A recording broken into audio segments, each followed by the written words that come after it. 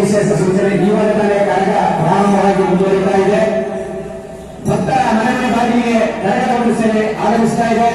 ಎಲ್ಲ ಭಕ್ತರು ಸಹ ಈ ಒಂದು ಕರಗದ ಸೇವೆಯನ್ನು ಸಹ ಪಾಲ್ಗೊಂಡು ಆ ಕರಗದ ಕೃತಿಗಳು ಸಹ ಪಾತ್ರರಿಗೆ ಗಮನಿಸಲು ಪ್ರಾರ್ಥನೆ.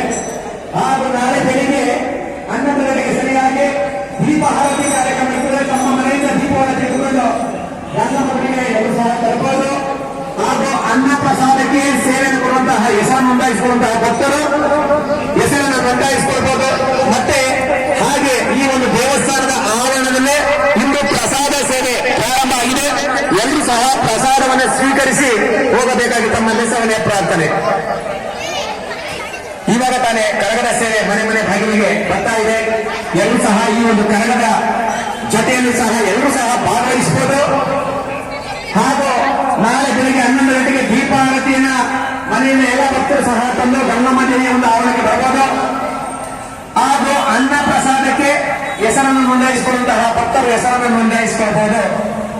ಇಂದು ಈಗ ತಾನೇ ಎಲ್ಲರೂ ಸಹ ಪ್ರಸಾದ ಸೇವೆಯನ್ನು ಸಹ ಸ್ವೀಕರಿಸಬೇಕಾಗಿ ಗಮನಿಸಲು ಪ್ರಾರ್ಥನೆ. ದೇವಸ್ಥಾನದ ಮುಂಭಾಗದಲ್ಲಿ ಪ್ರಸಾದ ಸೇವೆ ನಡೀತಾ ಇದೆ. ಎಲ್ಲ ಭಕ್ತರು ಪ್ರಸಾದವನ್ನು ಸ್ವೀಕರಿಸಿ ಹೇಳಬೇಕಾಗಿ ತಮ್ಮಲ್ಲಿ ಪ್ರಾರ್ಥನೆ. ಜಯ ಗುರುದೇವ.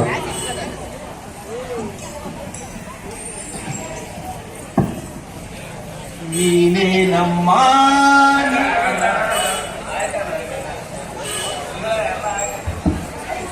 ಲಕ್ಷ್ಮೀ ರಮಣ ಗೋವಿಂದ, ಆಂಜನೇಯ ಗೋವಿಂದ.